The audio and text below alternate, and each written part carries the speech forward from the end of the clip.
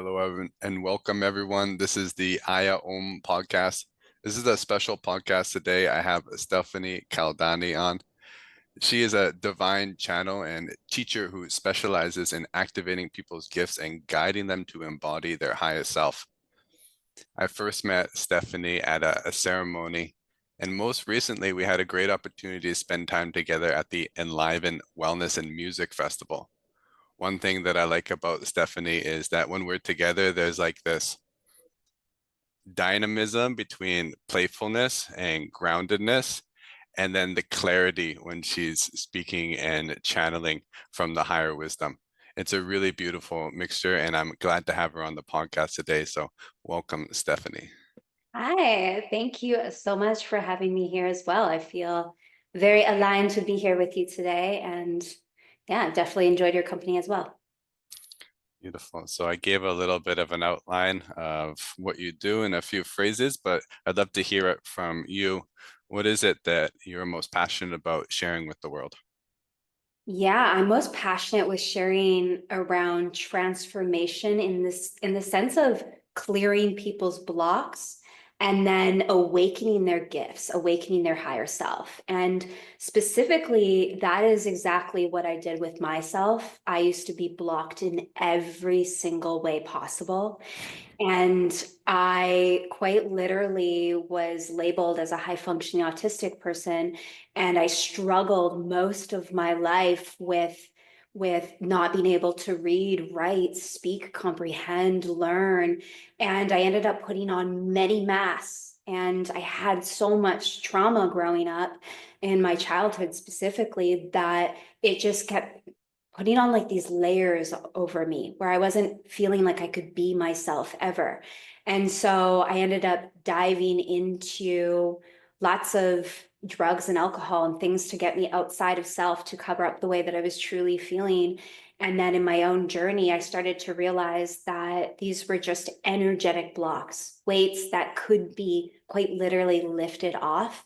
And when I started to realize that, I started to notice my gifts started to turn on, that I started to turn on, that there was a whole person that was there behind all of those masks. And when that started to happen, I was able to finally, for the first time in my life, like myself. And then that turned into loving myself. And it has kind of evolved into that. And so, what I get really excited about is showing everybody that they have these gifts that we kind of think almost that it's only special people that have gifts, that they have gifts too. Everybody has gifts. And gifts are not something that, yeah, that only special people that have, but it's that anyone can tap into this. If you do the right self mastery, if you clear the blocks that are inhibiting you from these abilities, you have that innate access in your field.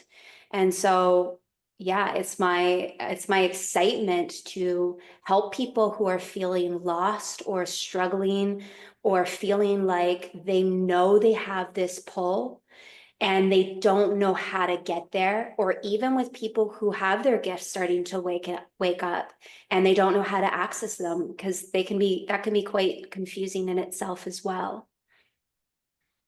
So I know Yeah, I shared a lot there in one little thing. So so many exciting pathways to go off of. What I'd like to narrow in on is speaking to someone who may be at the point where they're going through some struggle, and we all go through oscillations of struggle and release, but more in where like they're not so connected with their gifts and they're looking for the transformation. How would you work with this individual to help identify where those specific blocks are and then how to help them to make the shift to step into their power? yeah, so identifying their blocks. Well, I would be hopefully I would be able to read them doing a reading, and then I could just identify their blocks there, and then we could move forward. I specialize in also channeling information, so I would have a client or a student sit in front of me or on Zoom, and then I would be able to read them and share with them where their blocks are, and then we would work together to clear them. But if somebody were to not get a reading, what I would suggest would be to look at where your challenges were or your traumas were that you went through as a child or growing up. And oftentimes that will be where the block is. And because it's really energy. When we dive into blocks, it's just energy. And so energy that wasn't processed, energy that wasn't felt. When we were in a time where we were going through an experience where we couldn't process it and we had to leave the building, quite literally, exit the building, exit the vessel, the body, and do a substance or, even just go off in your mind or whatever it is. Being in the body is where all of the healing and growth and expansion happens. And when we don't process that energy, it gets stored. And then maybe the traumatic experience happens again and it gets stored and again, and it gets stored. And the more that this happens, the more of those blocks get solidified. And the more that we get those ridges. Ridges are like kind of like triggers where people can poke on them and then some energy will bubble up. And that is where abundance lies. That energy, when we work with that, it is powerful. So I would suggest to anyone who's feeling blocked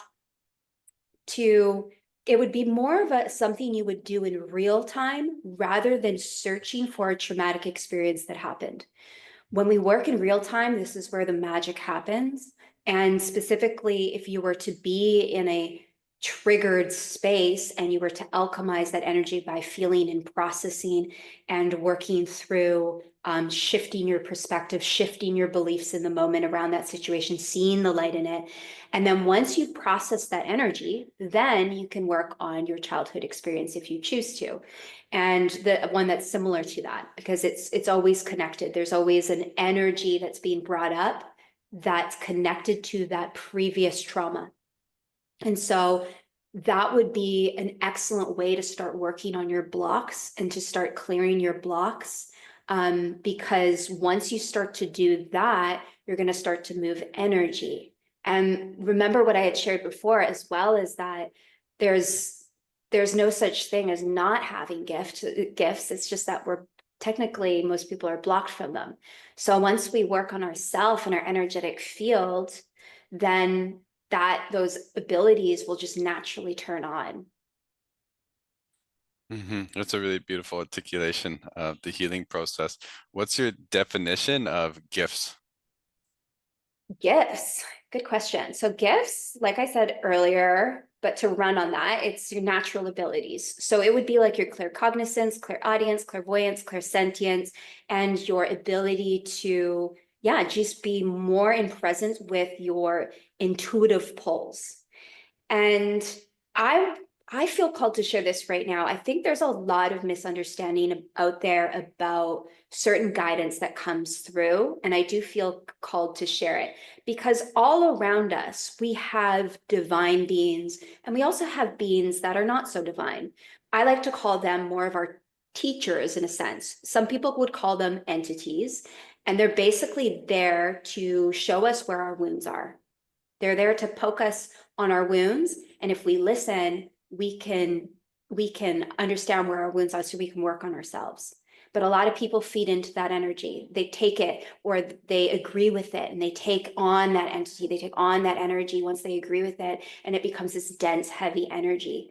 And so it can be when you're first stepping into gifts, knowing and understanding the energy behind the being that is there. I personally would never give my power away to any outside being, even if they're ascended, to tell me what to do or how to do anything or like follow guidance from that. Only my divinity.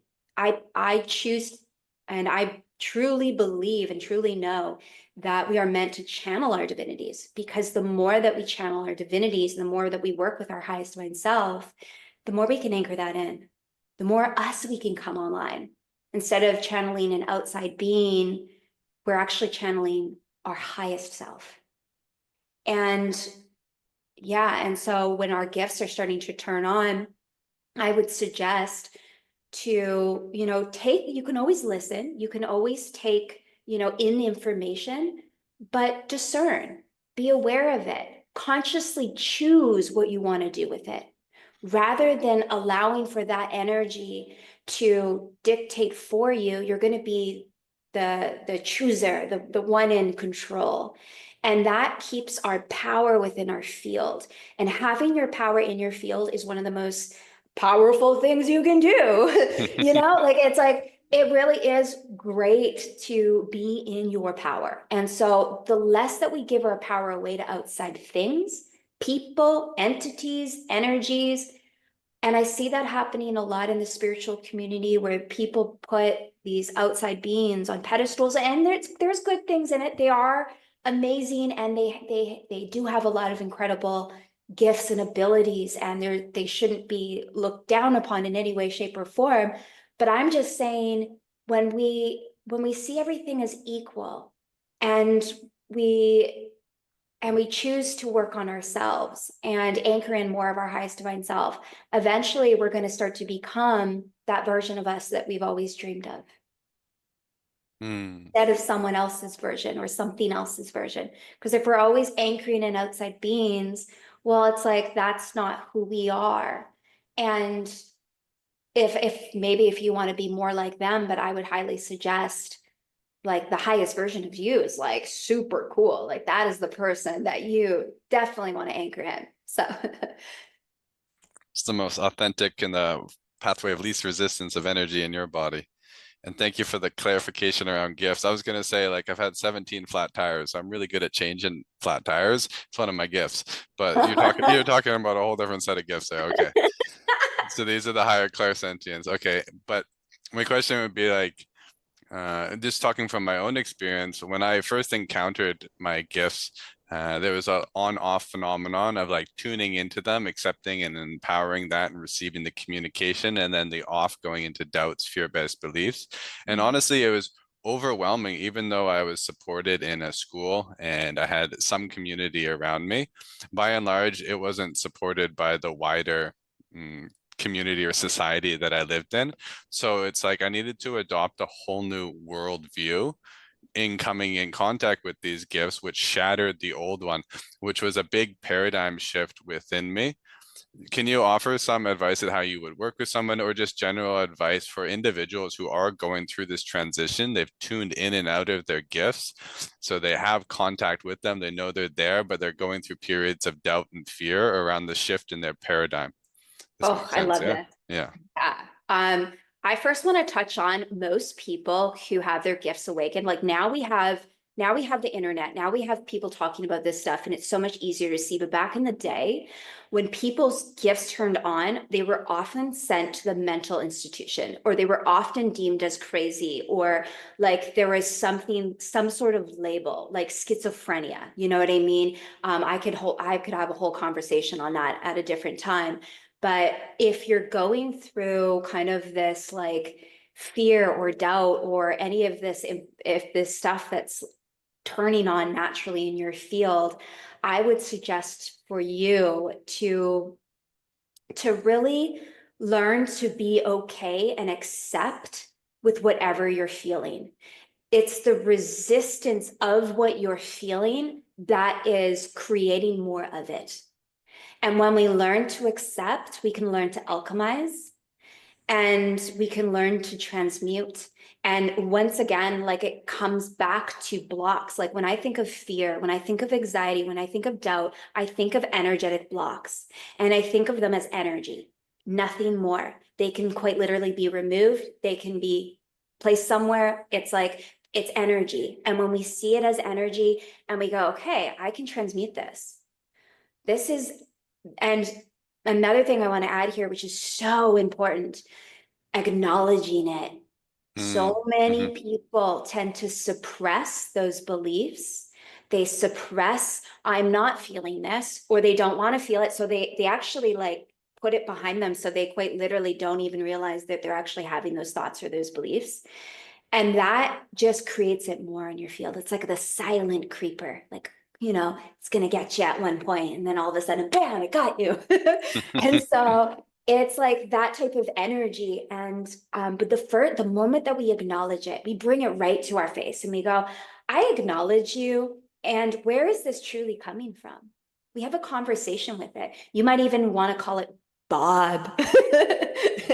if you want to call it a name and label it, and separate yourself from it by also acknowledging its presence and saying, what are you here to show me? What can I learn from you? And let it, and then receive an answer on that. If you are doubting, if you are truly doubting your beliefs or doubting these things that are coming through, I would say the number one antidote to that is faith. Mm, Faith is integral when we are working with this type of stuff. We must have faith. And faith is something that is earned, I would say. It's something that is, it's like a muscle that we have to work on. We have to practice using it. And the more that we use this muscle of faith, the more that we build that bridge back to God. And it's like we first have to take that step, that leap of faith outwards, and then God can meet us. Most people go, I want God to prove that God exists, and then therefore God has to come to me. And that's not how God works, right? So we really want to steer clear of anything like that. And yeah, I think so faith would be that antidote, and just keep coming back to faith, and then working on those parts of yourself and shift your perspective, see where it's coming from, have a conversation with those beliefs and those feelings. Um, yeah, because I would say there would be definitely limiting beliefs. Definitely need a perspective shift. I definitely need some energy transmutation. mm, I love that. Just a personal story on the acceptance piece. When you mentioned that, I was thinking of one. I had some tension in my neck recently, and I have a habit pattern reaction of reacting to it and being like, oh no, there's tension. This is going to cause an injury. I'm a yoga teacher. I can't do my forward folds as well. And I noticed it being a reflex of, and by and large, subconscious reaction. And I wasn't actually accepting that there was tension and pain and actually dropping in and just allowing it to be. There was always like a resistance, and I was trying to do all these exercises and nothing was releasing it. Mhm. And then I was like, okay, I give up. I'm just going to meditate. And I just meditated and I was scanning through my body, just accepting my sensations as they are without needing to change them. And then the next day, because I had accepted it and just made with it, I went and stretched. And then I did a different stretch than I usually did because my body was speaking to me because now I was accepting, therefore listening and receiving at a deeper level. And that was beginning to release it.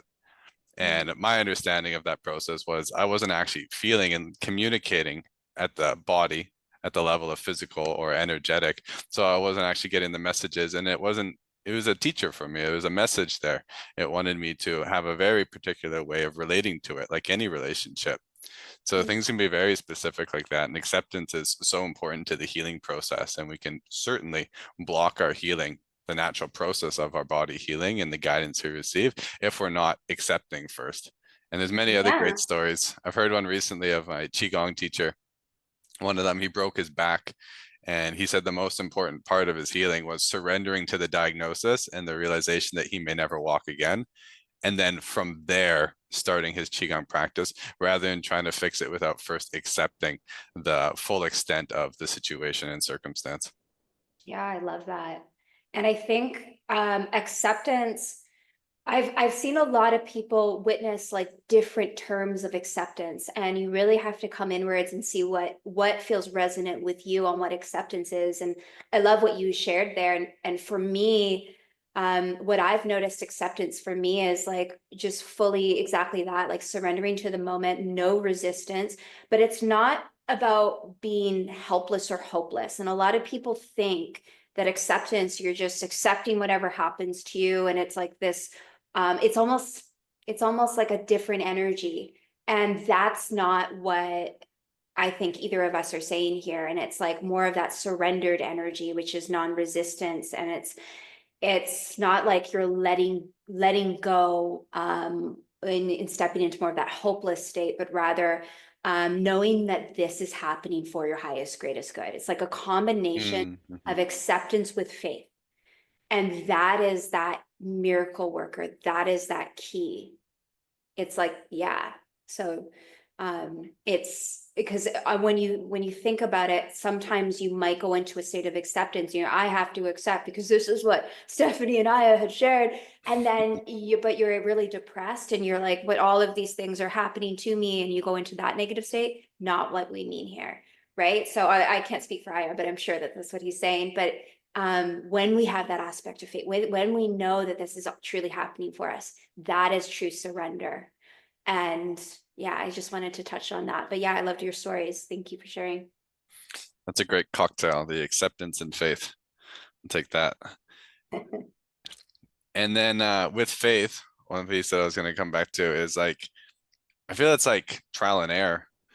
It's like that's the best way to that I've found to learn is to put my faith into something and then have something happen which really tested it. And then I put my faith in something that wasn't actually the act of accurately putting faith into something. It was actually a doubt that was hidden as faith. And just through the trial and error process, that's one of the easiest ways to find truth because it will be so blaringly obvious in that moment. And the clarity will come like ringing out like a guitar string rings out in the body and it will be felt. And then coming back to that moment of like, oh yeah, this is what faith felt like. There was a certain level of clarity within the system. Like for me, dancing without hesitation, there's a certain momentum of energy and movement which can be characterized in the body or the mind that allows us to move forward in a certain way. Yeah. Yeah, faith. I love that. And faith, just like what you were saying, it's like it's something that's like we have to practice using it. Like we have to get good at it. It's like we have to get out there and try different things. And one of the things that I feel called to share about Bashar, because he talks about acting on your highest excitement, which I absolutely love. I love Bashar.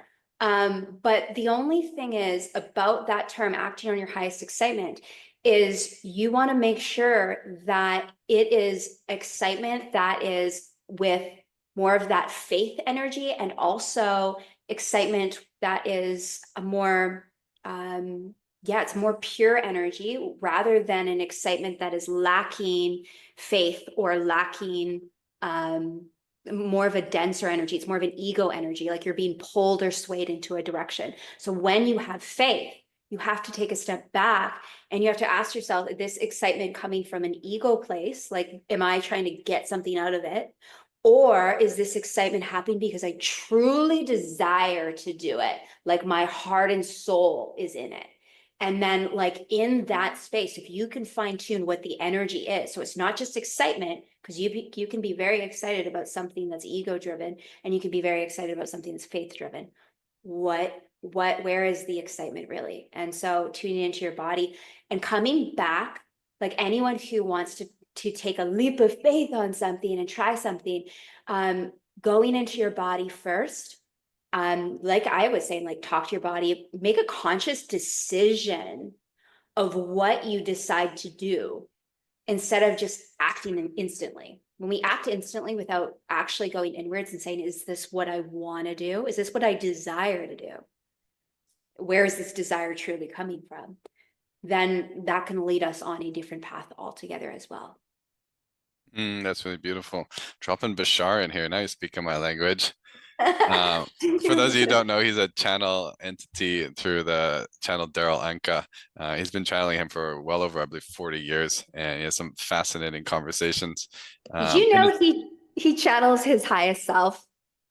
he He does. channels, he channels himself from the future, Yes, I did know that. way in the I've listened future. to. I went through a period of like 6 months where I listened to almost nothing but Bashar in terms of like my audio podcasting listening and did like a deep dive in it. And his formula, to the best of my ability, as I remember it, is to follow your highest excitement to the best of your abilities for as long as you can, until you can do it no further without insistence on the outcome, and then to stay in a positive state and then to clear blockages mentally, emotionally, physically as they arise so you can continue to write your highest story. I re-articulated that, not that it needs re-articulation, it's a perfect formula, but just for my own userness. In my first principle is align with the highest path of love, dharma, and excitement. which gives more clarification for me, something to you're speaking to. The clarification is not just what's best for me and my ego or fear-based doubt-driven belief systems. It's what's best for me, my community, my family. It's the highest path of Dharma, yeah? And then the second articulation, instead of just insistence on the outcome, I like no insistence on the outcome, attachment or hesitation. This describes that movement of energy for me, still carries the basic message. The attachment piece is like the Buddhism. You don't want to be attached to what has been and what could be. And then the movement without hesitation is a description of me when I'm moving and acting in that way through the world. And I gave the example of dancing earlier. It's similar in martial arts. It's similar when I'm flowing through life. There's a sense of just that, flowing through life without hesitation. I'm not constantly thinking and doubting and planning. There's a certain flow. I'm aligning at times, stopping and finding stillness in that flow, but still there's a flow of energy within me. It's doubt and fear that create the blockages, which create the resistance, which are experienced as the not flow state. Yeah. And then I go on a little bit in the other ones, but not so relevant. But I'd like to jump off here because it's a common point for both Stephanie and I, is when we clear our system, I've found it very beneficial to open up various different parts of the body to be a better channel. So as we're beginning and learning to be a better channel, there's our body, which is an instrument. There's our voice, there's our mind. There's many different aspects of us. One of the practices that both Stephanie and I have done is freestyle rapping. And for me, this really helps me to clear out my vocal channels from the conditioning, from the control patterns, from the ways that I spoke and since I was a kid that aren't necessarily representative of who I am. Same thing with freestyle dancing. When you're just moving without hesitation, sourced from the body, it decreases the conditioned patterns of moving and relating to the world, and it helps an individual to break free. So these have been really potent for me to do the deconditioning process to be a better and more clear channel for spirit to speak through, because it's like, it's not coming from my ego, which is more experience for me in my personal center. It's coming from various different energy sources, which feels coming from all sides energy, and it's much different. I don't know how to articulate it. That wasn't the best way, but I don't know, maybe you can speak a little bit to freestyle rapping or anything else that you've done, which is more, it's kind of like spiritual practice, but down to earth and obscure. I was just thinking in my head while you were speaking, yes, yes, and so much yes. I mean, first of all, I want to touch on anything that brings you out of like structure and like all of like the ways you should do things, like break the mold, do something new, do something different, stretch yourself, expand yourself. Like that's what we're meant to do. And then if you can add weirdness to that, like weirdness is like the instrument of what our divine selves wants to birth through us, like weirdness in a really beautiful, creative way. And um, you can channel. This is the cool thing about gifts in essence, is that you can channel in many different ways. And just like what I had said, it's like you can channel through dance, you can channel through rap, you can channel through, playing music, like whatever it is. That is your unity, your divinity wanting to create something through you, and that is the portal in which unlocks you. So the more that you can learn to channel your divinity, and you can channel your creative selves, and you can birth something from the unknown into the known, that is going to awaken deeper parts of you. And I actually see it in there's a kind of simple formula that I created for how to unlock happiness. Happiness is more of a fluctuation of energy rather than a state of joy, which is more of a permanent state. So in order to reach joy, we must first find what makes us happy. And so with this triangle, I found that it's creativity is one of those notches.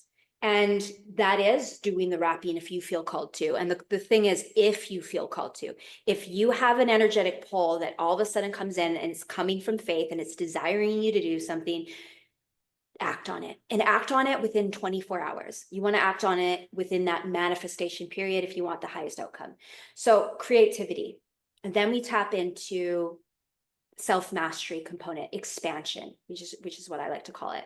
And expansion is that, what are you doing to expand yourself? What is your self-mastery? What are you committing to yourself every single day to be a newer, better version of yourself. And then we got the third thing on the tripod, and that would be unity. So connecting with others in a deep, meaningful way. And when you start to master all of three of these, often people are a little bit imbalanced in one area, you can start to activate more happiness in your life.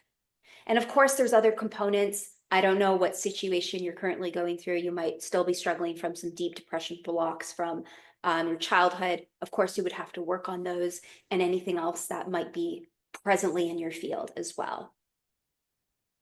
So that was a run along on channeling and creativity and rapping, and then I turned into the cheat code for happiness. You were doing some hand gestures in there. Is there any particular articulation? Because most people, everyone will be hearing this on an audio podcast. Which ones are on the bottom and which ones are on the top? And is there a particular rhyme and rhythm for that? No particular way, but I would say wherever you feel you're imbalanced in, check that one first. Check it first. Check That's it. the way. Check it first. Yeah. Okay, so we got an equilateral triangle. And Gotcha. honestly, the more you can like be a little bit weird, like I am one that's like, I promote weirdness. Like I love it. I love when I see people doing things that are so different because that is creativity.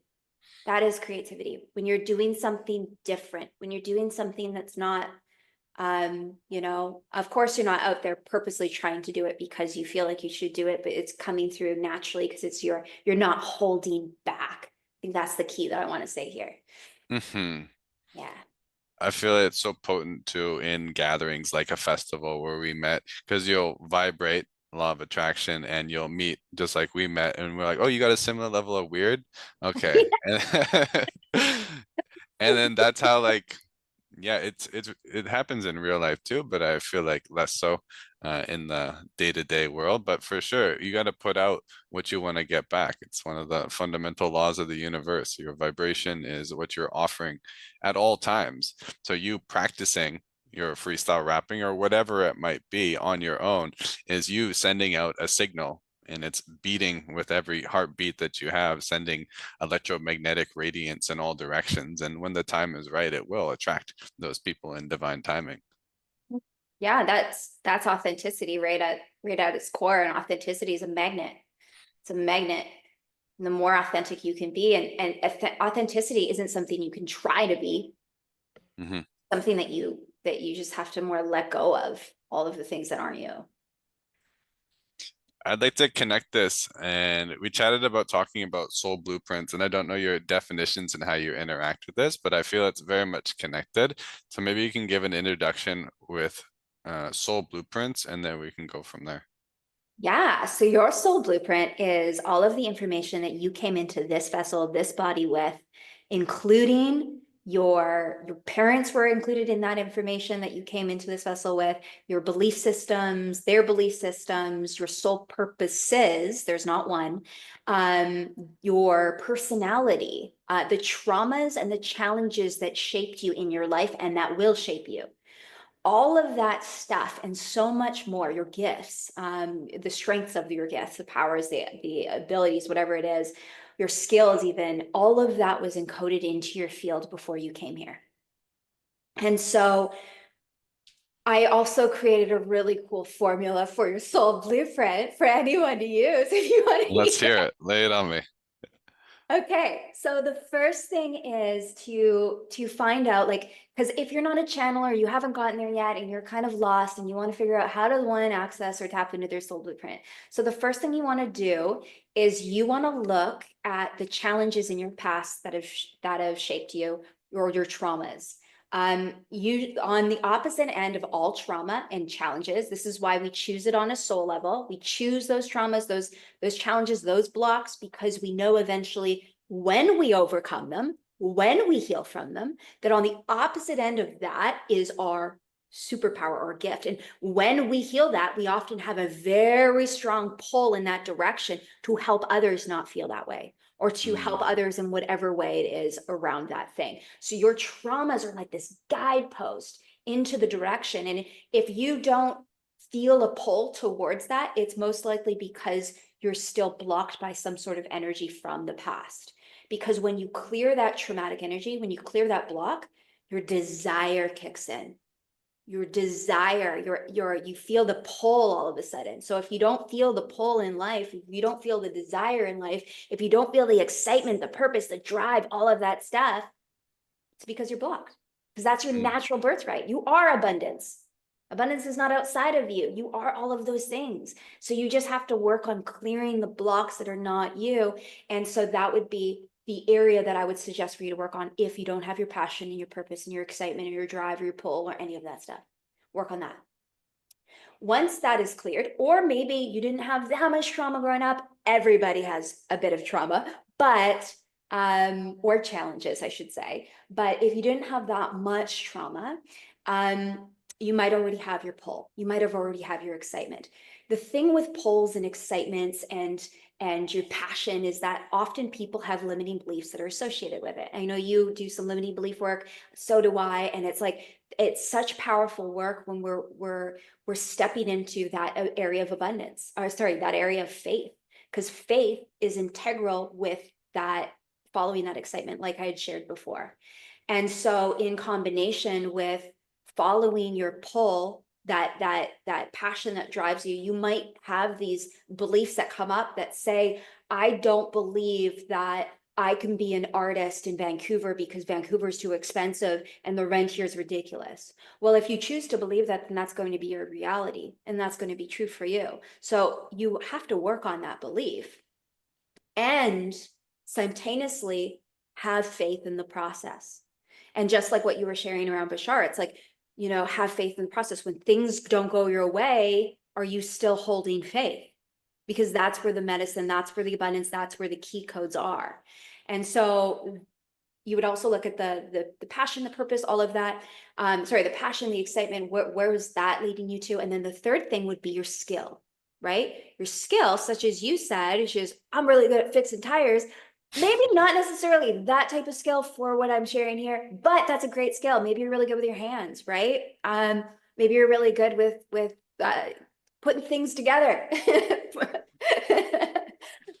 which you are. So yeah, it's like so skill is something that is either learned or it is something that we have come into this world with. Some people are just gifted or they already have their skills kind of intact. And so you can use that skill and you can kind of add it to wherever you want. What I love about this mythology or this formula is that you can create with it what you like. Because we do not have one sole purpose, we have many sole purposes and we have many layers to those sole purposes. And as we shift, so do our sole purposes shift. So as we expand, so do our soul purposes. It's like unlocking new levels to the game, just like how you look. Like you look like you're kind of in a game right now. And surprise, you are. There's new levels. You just got unlocked. Next time you're going to be on a 2.0 laptop and it's going to have high definition. But it's like the more that we unlock in our fields, the more that our gifts and our abilities and our skills also unlock as well. Think of it quite literally as a game, guys. Like, I'm not even joking you. It's kind of fun when you think of it like that too. But yeah, so it kind of gives you a better direction. So when you're looking at your trauma, you might find, hey, like maybe my parents were mentally ill growing up. And in my life, I felt like I maybe either took on that mental disorder, or maybe it was so heavy on me that it created a block on my heart. And then once you healed it, you have this deep desire to help others heal their heart or help others feel calm and still in their body or in their mind. And then you can use that with maybe whatever it is that you are good at or your passion or your purpose. You can do many different things here. You can change it and shift it as you like, but maybe you want to, you're really passionate about painting and maybe you're meant to teach people how to paint and to clear away their traumas or to move their blocks in their heart while you're painting. right? So we can really add so many cool things about this. And the cool thing is you get to use your creativity, the formula, one of the formula pieces to being happy to do this. So to figure out what you're being pulled to. And so I want to remind you as well, like skill is something that we kind of, and skill and also passion, we kind of have to get that out there and try a bunch of things. Sometimes a lot of people, they give up. If I gave up with doing regular things because I felt so dysfunctional my whole life, I felt so blocked. I felt so misunderstood. I couldn't even have a conversation. I didn't even know how to listen to someone saying, "Hello, how are you?" until about 6 years ago, I think it was now. I couldn't have a conversation. I spoke through jokes. And before that, had a social phobia. And then before that, it was just like a whole nother mess. But it was like, that was, so if you could imagine if I had given up and thought that that's all I was, I would have never known that I was actually really gifted and really skilled in a completely different area that I had no idea about. And you will not know if you're really good at hula hooping till you try to hula hoop. If you're a good hula hooper, I don't know. I don't know where I'm going with that one, You give but us a you give us a call if you're a good hula hooper. yeah, Direct line. you let us I know. wanna I wanna know these people. I Yeah. mean, most of the people that hula hoop that I met have been really great people. Yeah, yeah, exactly. And you know what? Maybe they moved some energy in their womb area and they want to teach others how to hula hoop to heal the womb. I don't know. I don't know. I'm just throwing that out there. But um that would be a really cool idea, like healing the womb through hula hooping. What's the relationship here between you seeing your own gift within yourself and others who see it? Can you give an example from yourself or someone you've worked with? It's like, do you think it doesn't matter what comes first, but like I feel they're both necessary. It's like, do you recognize within yourself that there's a gift and the importance of community or another person be like, hey, you know what? You're actually pretty funny. And then there's also a level of recognition and mirroring that happens in the world that's so important for individuals to step forward in their gift process. Yeah. Mhm. I think the more that you trust yourself and believe in yourself, the more others will see it and believe it as well. And the more that like your belief systems play such a pivotal thing here. If you truly believe in the doubts and the fears and all of that stuff, then that's going to be true. Mm. And the more that you learn to love yourself, the more that you're going to open yourself up to these higher realms. Um, I might be missing your question. Could you repeat the pinpoint of your question again? I just Just felt there was yeah. something interesting there, reflecting on my own journey and what you were sharing about the process of like stepping into our gifts. And I kind of changed it around. That's why it might be confusing. But there's a first, at some level, there must be an inner recognition that there's a gift or something happens that we want to step into. And then there's also something very important about another person recognizing that or seeing and mirroring and reflecting back, hey, this is a gift in yours. And in somebody's process, say I've been freestyle rapping, but I haven't really shared it with many people. What do you feel is the importance of having community and getting these things recognized? Or can you offer some advice or stories about that? Oh, I love that. That's great. Yeah, the more that you share your gifts, you could think of it as expressing your creativity. Like it's like we are meant to share our gifts, and it is actually a disservice to our highest divine self to keep all of that stuff to ourselves. We are meant to share it. And the more that we share it, if you could imagine your heart opening, like I just see, like as I see that, I'm witnessing heart opening because you're being vulnerable and you're putting your vulnerability out there and you're saying, "Hey, I'm trying something a little bit kooky and here I am," or "I'm trying something that my heart is in it and I don't know how it's going to land for anyone. I don't know if anyone is going to I don't know if people are going to judge me. I don't know if this is going to happen, but I'm going to do this because my heart wants to share this." And when you do it from that state of like desire and I mean, there's always going to be resistance when you're first doing things. But if you move through that resistance, abundance lies. That's a part of that expansion piece.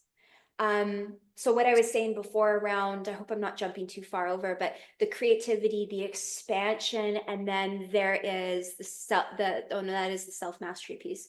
But that expansion part is doing things that make you feel uncomfortable and moving through it anyways. And when you share, that's exactly what you're doing. Mm, Yeah. It's like, here's that's my heart right there. Depending on the level of vulnerability, the level of intensity. And when I channeled this one time, the more people you can be vulnerable in front of, like a large group of people, and maybe you're expressing your truth and you're doing something you haven't done before, like maybe you're singing or you're rapping or you're doing motivational speaking, the more that you do that, like zing, like lights turn on, vibrations happen, your divinity comes on in that moment in full force, and it is a huge, powerful awakening for abundance. So the more you can push yourself, the more you can get out there and do things that intimidate you, the greater level of expansion you are welcoming. mm, that's beautiful. And it's like a continual edge. I remember years ago when I didn't have community, when I was first starting out, I would post really vulnerable shares online. And at first, this was like really edgy to post about my emotions. And now, like, it's just so commonplace. I can share my bowels and anything that comes up for me. And people are like, oh, yeah, Zach's just continuing to share. And I continue to do so. And it's just like, that's not my edge anymore. But now, like, singing in front of people, I was like, oh, there's so much there. Like, Yeah. for most of my life, I couldn't sing on my own or in front of people. That was out of the question. Couldn't even do it on my own. I would try to make noise, and it was like I was being strangled, like I was born with my cord wrapped around my neck, which I was.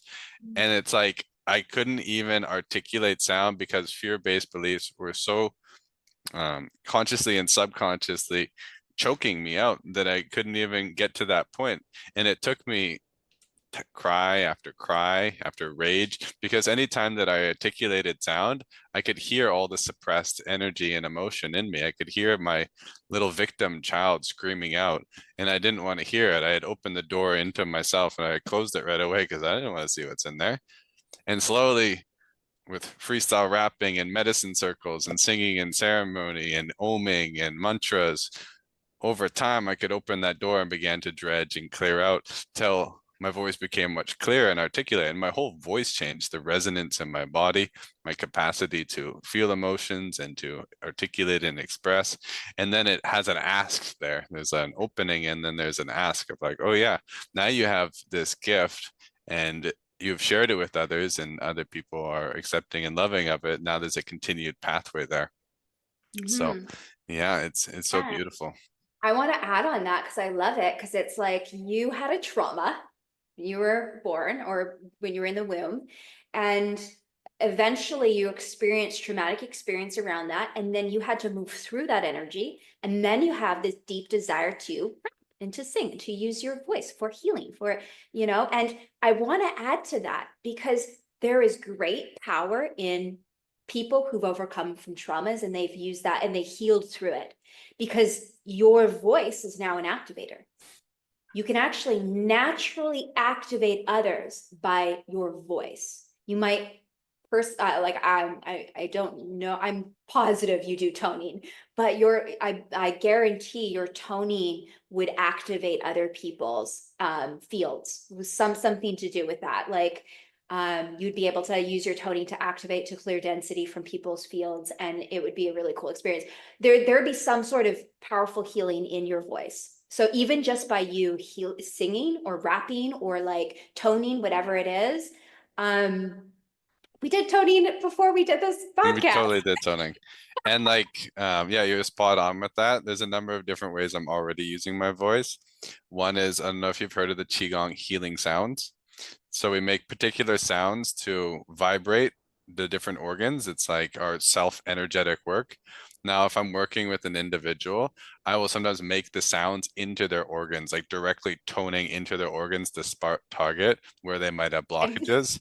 And then I there's just read also that. singing and ceremony and other things. So yeah, the toning is spot on with that one, as well as many other different expressions.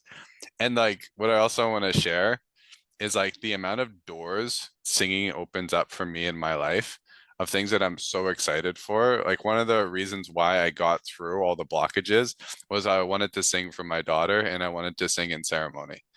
And that was enough to allow me to keep going. And now I'm like, oh, my dad's sick with cancer. I get to sing for my dad.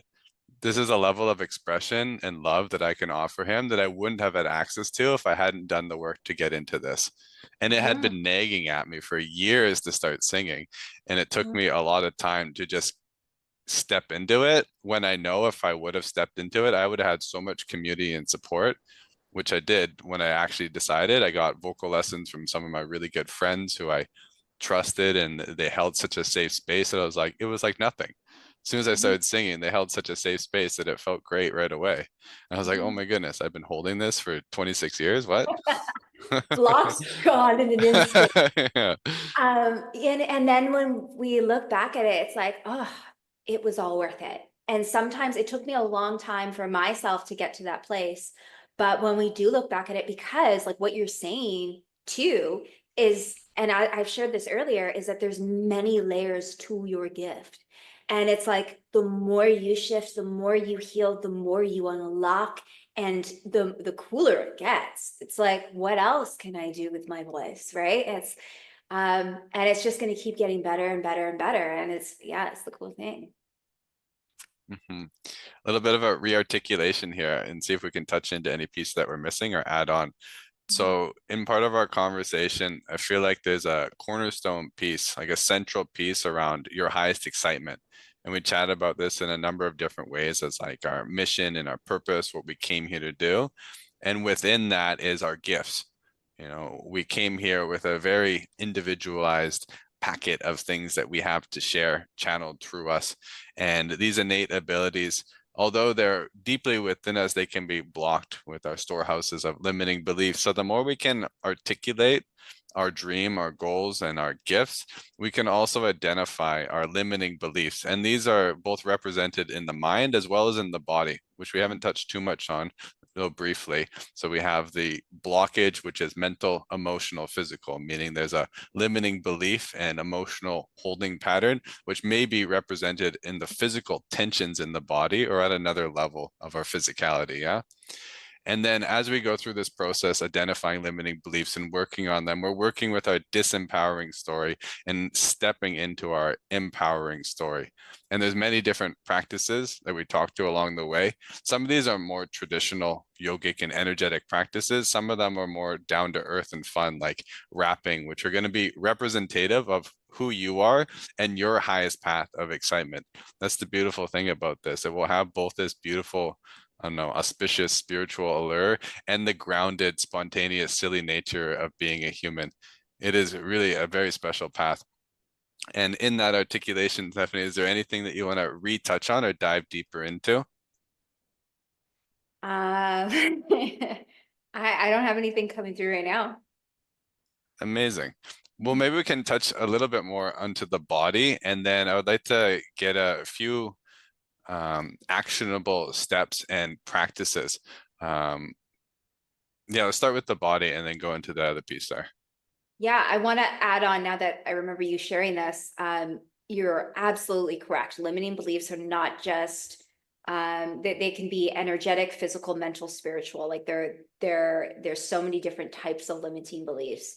And sorry, so with the blocks you're asking, or in the body, Yeah, what how to remove energy or blocks or limiting beliefs from the body? yeah, that's a great place. Yeah, so for me, I like to do everything with intuitive guidance. So, as you know, I'm a channeler. So for me, it's always intuitive in the moment. I never follow any type of thing on what to do. I allow for my divinity to share with me where I should move and what I should move. And I'll make deep stretches or deep movements, and then I'll make some sort of weird sound in order to move that energy out of my body.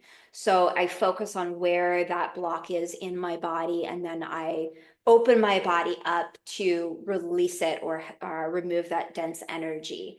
Any type of movement, massage is really good, specifically massage for the womb area. Men and women have energetic wombs, so this is both men and women. But it is, yeah, so we massaging the womb in I used to do this. So I used to do a lot of massage work. I don't so much anymore, but counterclockwise, like just moving your hands around your womb and yeah, releasing any density in that area. Any type of movement is really good for you. Breath work is really good for you. I'm not so into doing forceful breath work anymore, although I do know that forceful breath work or breath work that has an intention of like heavy release is really good for you. And especially it's really imperative for a certain stage in your life. But I've kind of come to this state the past year or two now where I don't do that breath work anymore. I actually focus more on a passive breath. And I know yours is similar. You do a different type of passive breath than I do, I believe. Mine is more of slow inhales and slow exhales. So as slow as possible, while as if you're breathing, exhaling out of a straw and as if you're inhaling through a straw. I actually learned that breath from someone called Jason Estes. Highly recommend him. He's incredible. But it's a really powerful, powerful breath. And what I love about it is two in one. Like you're doing the breath, you're alchemizing the energy, but you're doing with full presence, which means you're feeling everything. And the only thing with that I found with the other breaths that I was doing was that I was almost pushing it away. Instead of feeling it, I was repelling it or like not wanting to feel it or push it or do this so then I can push it out. Whereas this way, it makes me feel like I'm building a stronger energetic field around me. And I'm allowing myself to just be present and feel and observe and to be in the energy. And that to me is the most powerful for me. And then I don't have to do my meditation. It's in the breath work. Yeah. If you're doing the breath work right, you don't need to because you're already meditating. So So when you're relating to the body in that way, coming back to that one. So you have a number of different amazing toolkits here. Breath yeah, work and massage and womb massage. tapping. These are excellent. Tapping, I still tap. I still tap. Anytime I feel like I have a little tension on my body, I'm very in tune. Let's put it that way. I'm very in tune with other people's energy. And so when I'm around a lot of people, um, I always like to push myself into places where I feel a little bit uncomfortable because it expands me. And so I did that this past weekend and I went out and it was I could feel a lot of people's energy on me. And it was probably the best experience I've had with being able to fall asleep right away. I woke up the next day, I felt amazing. And then the energy slowly started to linger back up. And I actually found that my sleep was kind of being thrown off a little bit because of it. And what I noticed was because when you're around a lot of other people, sometimes you can take on their energetic fields.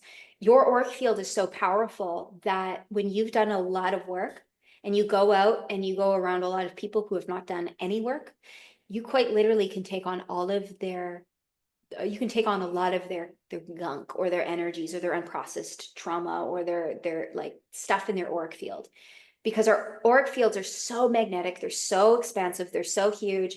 And if you're a bright light, you can easily take on a lot of other stuff. There's ways around it to not take on other people's stuff. And this weekend was probably the first weekend where I was able to not take on anything, but then it was slowly lingering throughout the day. So it was kind of interesting. But I found it was a great reminder of what blocks feel like in the body.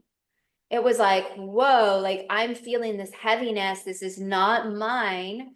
And can I acknowledge it? Can I work through it? And sometimes having that conversation with your body is exactly what your body needs to work through that energy. I communicate to my body. I talk to my body. I ask my body, how are you doing today? What would you like? What can I get for you? And I have conversations with it. And sometimes I forget to do that. I'm not perfect, but but when I do, when I come back and I'm like, oh, body, like, how are you? Like, oh my goodness, I forgot about you, or could you let me know what's going on? And I have that conversation with my body almost instantly like relaxes. It's like, oh, you remembered me.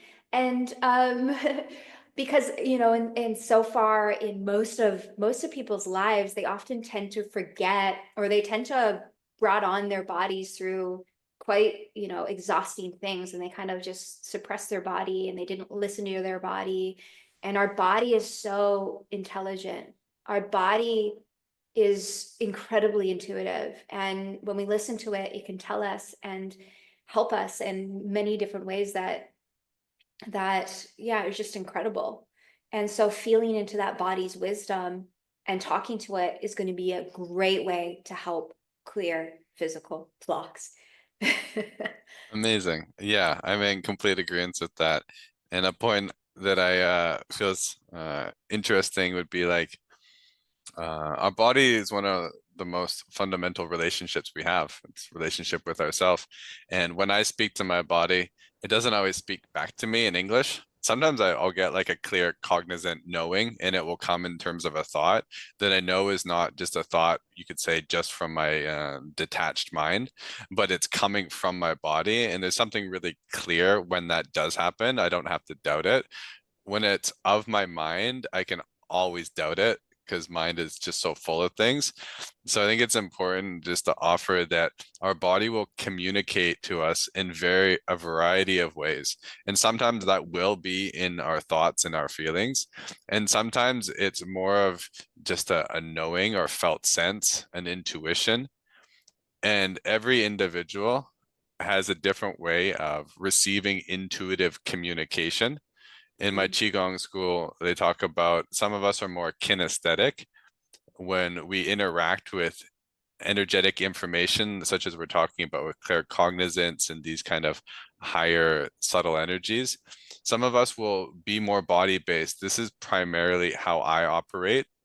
And that means when I get a channel message, it might just come in terms of my body shifting its position. And then there's a clear cognizant knowing of like, oh, this means this. And I know that just because of practice, trial and error. For some people, right away, they'll hear voices or they'll get visual images and these kinds of things. So we'll all have one primary way, which will be a little bit more developed naturally. And then we can develop all of them and we can shift between them and turn ones up and turn ones down. But in terms of beginning the relationship with your body, it's a communication. And if you haven't been relating to your body for most of your life, talking with it, that relationship communication might be quite poor. The intimacy between you and your body might have a little bit of working to do to build that communication so there is love and open communication, because it's kind of like if you've been neglecting your body for a long time, it might not want to speak to you in Mhm. a real way. It's like, or maybe you just can't hear the messages because there's so much um well, if it's like you're talking to your stomach and there's a lot of harmful bacteria in there from dysregulation, dysbiosis, it might be that you're hearing all the negative bacteria and the negative thought forms that they attract, and rather than hearing your own body. So yeah, it's a process, and it's, well, never ending. And as Stephanie said, she doesn't always does do it, neither do I. Sometimes I can hear the messages and sometimes I don't listen. Sometimes my body wants this and I'm like, I want the chocolate right now. Yeah, yep. You're like, yeah, no. Um, yeah, so much in that. Yeah, our traumas are really loud as well. So if we have undealt with traumas, sometimes it can sound like confusion or nagging voice, or like just a lot of those whispers coming through, poking on our deep wounds. The more that we learn to listen to our body and like treat it as like as an adult, we treat it like with respect and with love. And the more that we respect it, the more that we love it, the more that we listen to it and work with it instead of against it, the more our body, this intelligent computer, this intelligent mechanism, can start to open up, activate, and turn on. And that is such a core ingredient. You gotta love your body and you gotta bring it on board, because you can do all this spiritual work, and if your body ain't on board, you ain't going anywhere because you're in your body. So it's both. It literally turns on. Yeah. Like there's this really beautiful thing. I could teach a lot of self-regulation practices, qigong, and there's like a lot of massage. So when most people massage themselves, especially in a class, I see it. They touch their body and it's like they're touching the fridge. It's not like the same as if they were to touch their friend or their intimate lover or their um with like touching someone you're devoted to, yeah? But Mhm. there's a simple shift that you can make, and you can do this right now, is to rub your leg like it's your fridge. Don't rub your fridge, that's weird. Rub your leg and then and then shift the intention of rubbing it with a care versus rubbing it with a Yes. force versus Yeah. rubbing it with love. Touch Mhm. yourself like you're touching your grandma. There's a whole different shift, and your body will both give and receive energy different, and we can open up different parts of ourself.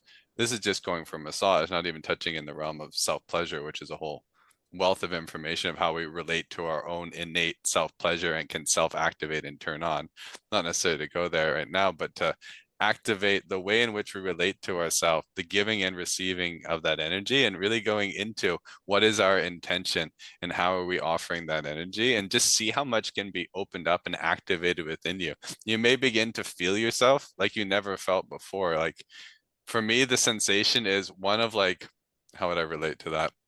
It's kind of like I can't really tickle myself and I can't really give myself self-pleasure massage unless I have that right intention. And if I get really into it, I can tickle myself, but I have to have that right mind of like somebody else is doing this. It's like a whole nother thing. You Yeah. gotta sit on your arm. Tickle Yes. yourself. Just there's something I wanted to share on that, and it's just completely wiped my mind. But yeah, your intention, exactly. I love what you were sharing, because if we're water, we're mostly water, Mhm. and if we're blessing our water, why not bless our bodies and feed our love to our bodies as well? Like whenever I give gratitude, or whenever I bless water, I'm giving it gratitude. I'm thanking the water for its presence. And the same goes for the food, but the same goes for my own body.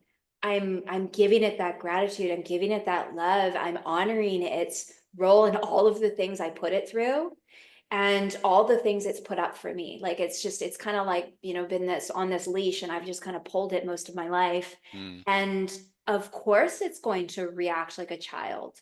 Of course it's going to not close up when certain things happen. The more that we feed our body with that love, and that energy is so important. So it's not just massaging, it's like what Aya said, we have to feed it with that love and that gratitude as well. mhm. And quite literally think of it as a computer. It's like, this is the codes that it needs. And Yeah. without that, it's not going to turn on. Yeah, we're programming the body, we're programming the cells towards health or disease. Yeah, exactly. Exactly. And like from what I've channeled and what I've received, I'm not a doctor, but this is simply what I've channeled, that things like cancer and a lot of diseases, a lot of viruses, a lot of that stuff. It's like it is um, it is just from our traumas and or our belief systems, or like thing energy that we have suppressed over and over and over again, and eventually it turned into something, it turned into cancer or whatever it is. And that's through not feeling, not processing, and allowing for the mind to go into thinking certain thoughts, and not having a conversation with those thoughts. I could go into a whole nother topic on bipolar and schizophrenic, but that would be a different podcast, because that's a whole different field. But it's pretty cool when we look at a lot of this stuff, that it's not. that there's anything wrong with you. It's just that there's dense energy or blocks, and they've accumulated and created into something that has created into the physical form. Hmm. Yeah, in Mm. Qigong, they speak about the intermediary between mind and body is the qi.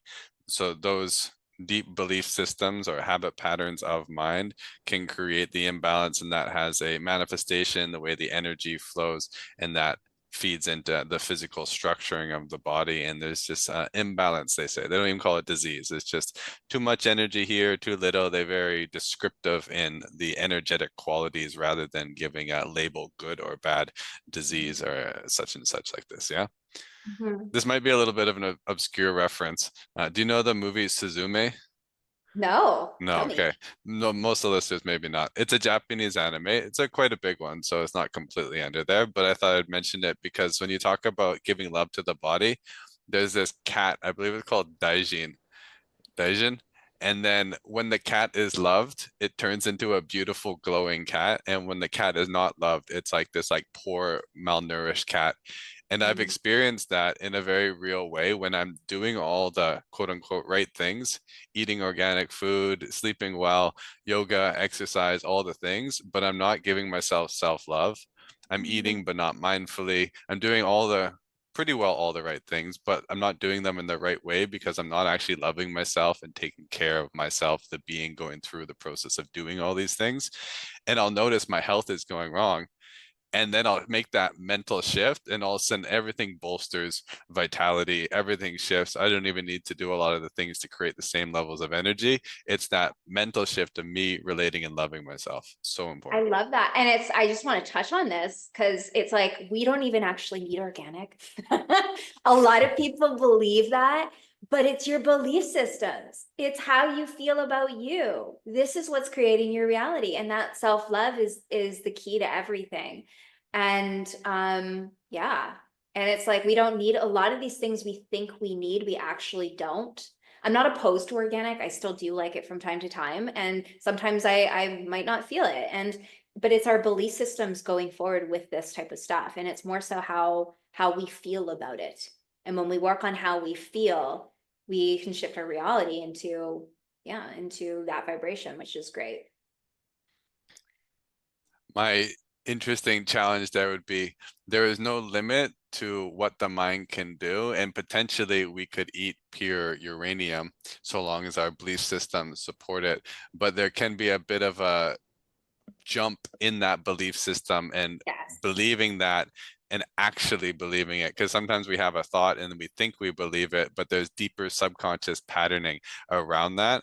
So if we are fully confident, consciously and subconsciously, we believe something, we can walk on fire and do all measure of amazing things. And if not, we have to honor our belief systems and act in what is in highest, our best knowing as to what will be best for us. Does that make sense? I love that so much. I'm so grateful you brought that up because it's so true. And what I would suggest to anyone who's working on their belief systems is see if you can change your beliefs slightly. Hmm. Don't go the whole shebang. Like, oh, I'm going to make $1 million tomorrow, manifestation. Okay, well, let's work on a little bit smaller. Let's Yeah. do something that you feel could happen. Your belief systems have to be aligned with that. And if they're not, you're just creating more of that gap between what it is that you desire to have and that you don't have it. And that's not what we want. And so switching your beliefs slightly. What's a way that you can upgrade your belief systems that doesn't feel like it's too much of a jump? So I love that you brought that up. Yeah. I love that. I'll add that in the end of a few things that we can reflect on, and one of them would be to challenge a belief system in any way. Oh. The last area I want to touch on, just looking at a time here, would be you mentioned our energetic field and taking on energy. I'll just share a few pieces, and I'd love to hear some reflections from you because I know you have a wealth of information on this. So there's a number of different systems that articulate our energetic fields, such as the human design system, which gives kind of, you could say, a personalized due to our when we were born, we all have a different energetic design. And this means that we have different electromagnetic or auric fields. So they're going to interact different. Just as we're individuals, we'll have an individual level of interacting, and then we'll have a kind of set, uh, kind of like a group description of certain characteristics that are common among other people. So everyone's a little bit different in how their energy interacts with the greater environment, how we give and receive energy. But then there's some, I would say, like fundamental, even physics that go along with this, not known physics, but future physics. Um, can you speak a little bit about the energetic field in a broad sense, or if there's anything shining through specific? I don't really have a course to chart here, but I just know this is a wealth of information here. So yeah, I just want to touch on human design because I love human design. It's very fun and it's really helpful when you get to know what your design is. But with human design, it still has a rooftop. It still has a like something that you kind of you're in a box. And with all boxes, I like to remove them. But it's good as a guidepost. It's like that. It's like a part of your soul blueprint, but then there's more parts to the piece.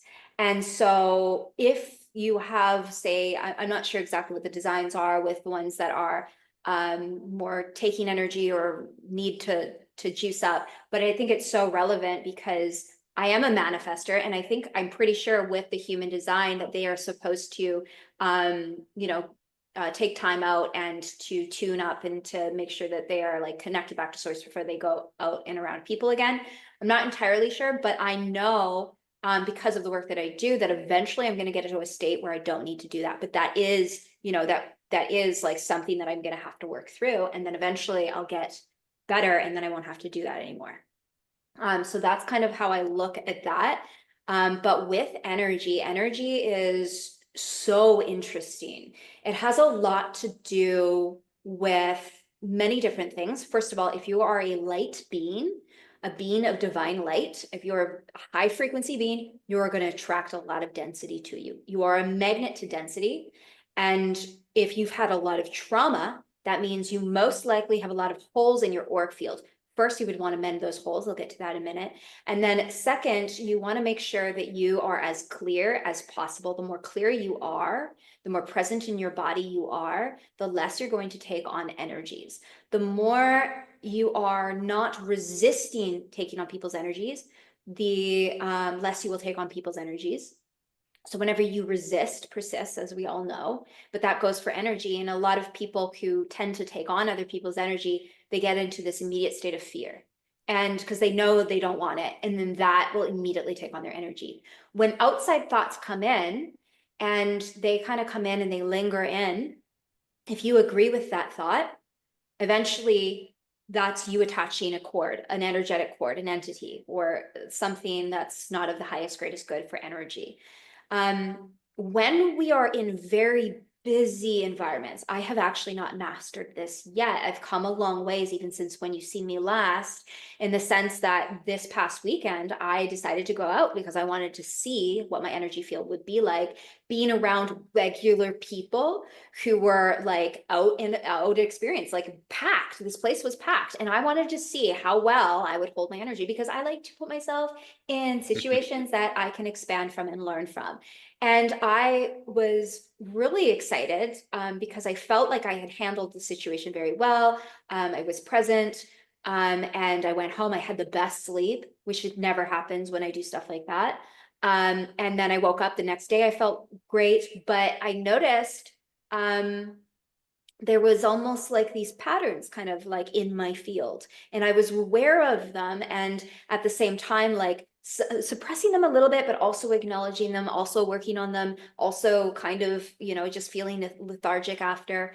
And so for me, as soon as I started to really acknowledge them and work with them and share all the information I shared earlier, it started to get a little bit better. But then I also noticed my sleep was a little bit affected.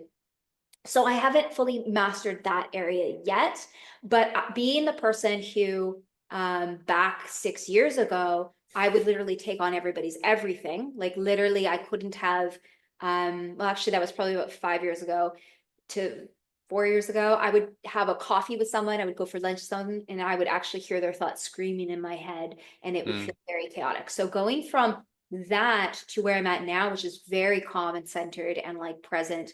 My only thing is like lots of people, like haven't fully mastered it, though I've come a long ways and can still enjoy myself, still present, still in there. But it's just for me, it's a practice. You have to put yourself in areas like that so you can gain more resilience and more strength. And the more that I do that, the better I get at it, the better I get at, bouncing back to my divinity directly after.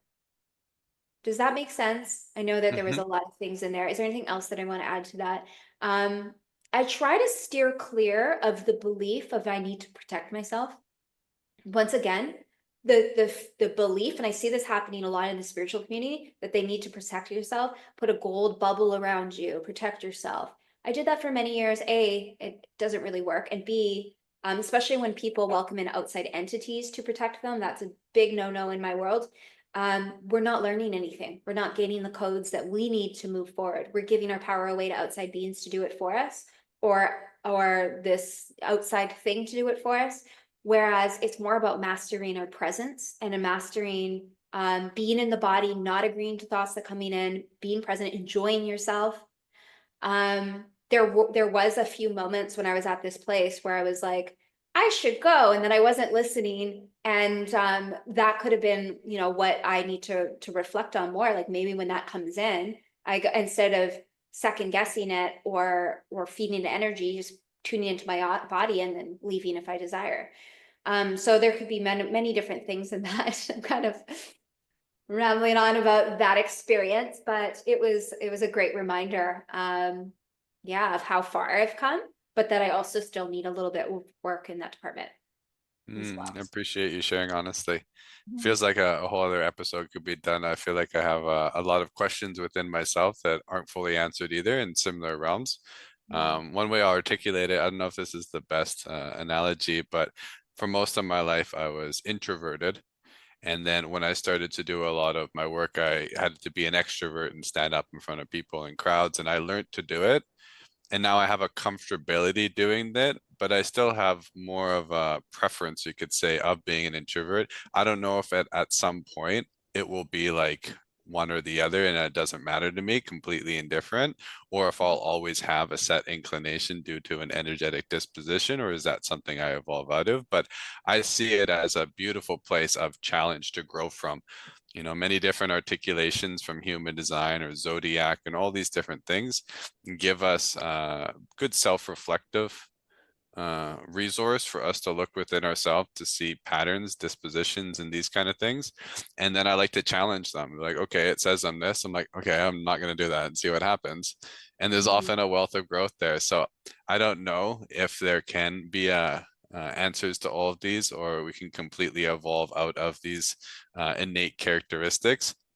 Yeah, So I would for love to share on that if that's okay. yeah, go for it. Yeah, so I love what you said because I was the same. I was very introverted and I had to force myself to be extroverted. I had to force myself to be around people and I hated it and it was very uncomfortable and sober and clear and clean of all things. And putting myself out there and then feeling everything, it's like one of those things like, but the more that you do it, the better and easier it gets. You could always have a preference, but the key is to be in balance. I truly believe the key is to be in balance because introvert is there's so much expansion that can happen when we're introverted and we're going inwards and we're connecting back to our divinity and our source. But there's also an incredible amount of expansion, an equally amount of expansion that can happen when we're extroverted. We're going out there, we're doing things, we're actually living the human experience. And Mm, I think a lot of people miss the important part around, there's being spiritual, and then it's like, but you're not living it. You're not out there experiencing it. You're not practicing the tools and the self-mastery that you know about. And that's when we can become more embodied, is when we start to live it. And so that balance between the two is key. Your preference doesn't really matter, I think. But yeah, getting out there and doing those things and then always coming back to center and then doing it when it feels aligned and not pushing yourself to a state where it feels really unbalanced, but doing what you can when it feels called. I think the most resonant thing you said in there, your preference doesn't matter. And I like that for many reasons. It speaks to many different things. I think more people need to hear that. The potent teaching. It's good life advice. I could tell myself that more often. Your preference doesn't matter. In a loving way, of course, right? All right. Yeah, there's so much we can go off of. I think we'll just pause it there because there's a wealth of things we could create a whole podcast on. I'd like to touch into we could kind of a review of what we talked about today. So just building on that, a few takeaway points. If you got a pen and paper, some of these might be nice to write down for challenges that you can do today or this week. I'll name a few, and then Stephanie, if you got any to add on this, that would be excellent. One would be to have a conversation with your body. Take time, and it'd be nice to have a dedicated space, 5 or 10 minutes minimum at least, to massage the body, tune in, meditate with it, and have that conversation. You can have a pen and paper and see if you can get some free channeling, writing or speaking, whatever comes through, and begin to build and bridge the communication between you and the body. And then to challenge one of your beliefs is another one. So one way you could do this is to identify something you love, your goal, your dream, your desire in the future, and then to identify a limiting belief or barrier to that, articulate that as a belief system or a core wound, and then to challenge it in some way. If this is, I don't have enough money, to go into that and then challenge it in a way. What I mean by that is not just in your mind, by taking an action in the world. Action is so key to challenging our beliefs. You can shift your belief in your mind quite easily, but to bring that into full manifestation in the physical requires action. So, just as Stephanie said, it's a small one. I had a client come in after a breathwork session. She's like, I'm gonna get nourished tattooed on my forehead. I was like, maybe wait a little, sleep on that one. So she did say to act within a 24-hour period. So you can still sleep on it, but challenge it in some way. Yeah. I trust you on that one. And then an identification of your gifts in some way, to have a clarification for yourself that you do have gifts, pardon me, a recognition of that. What are those gifts? And then continuing on that process to honor those gifts in any way you feel most representative. This could be reaching out to Stephanie or somebody else to support you in that process. Yeah. Okay. Anything else you want to add to that? Yeah, I want to share just have more moments throughout the day where you're aware of how you're feeling. And then in that moment, just center yourself and then get back to your day. So it's like these little spurts throughout the day, like, how am I feeling? Oh, this feels off. Because sometimes we don't notice those lingering feelings. And then just center yourself and go back to your day. Amazing. I love that. Sometimes these simple things are more profound than you can possibly imagine. Yeah, It and when really they're it's is. like spread out throughout the day as well. So you have lots of them and it's just these little centering, it's super quick. There's no excuse for time. Exactly. There's no excuse. Your preference doesn't matter. But seriously, the times when I have, and I mean, there's been many times of this, but there's been some prominent times when I have checked in, just like as Bashar says, to align with your excitement and make a choice that has taken me off the beaten path, even a small one, to honor myself that I wanted a 5 minute walk by the beach, and I'll meet somebody there. The synchronicities happen when we follow that path. So they're little things that can be quite profound, and they're shifts from the regular routines and cycles. Yeah, I remember I did that one time and it was really cool. I seen what was it? A beaver. And it was like deep Kitsilano or like even it wasn't near the ocean at all. And it was like I just like had this pull to go on a walk and it was the coolest thing. I've never seen a beaver before, like right up beside me. It was really awesome. And Wow, there's great symbolism with that. But yeah, so it was kind of just a great reminder for me for whatever I was going through, which I don't remember. But yeah, amazing. never know unless you take action. That's the way. So we'll give people your show notes, your links in the show notes, pardon me. But is there anything coming up that you want to share or any final thoughts of things for you? No, I think it was a great day. And yeah, thanks for having me on. I appreciate it. Thank you so much for coming on. Let us end this episode. Thank you so much for everybody listening. I appreciate you all. Please reach out if you have any questions. All my relations, Aya Om. Oh, I almost ended the whole meeting. I would kicked you out then.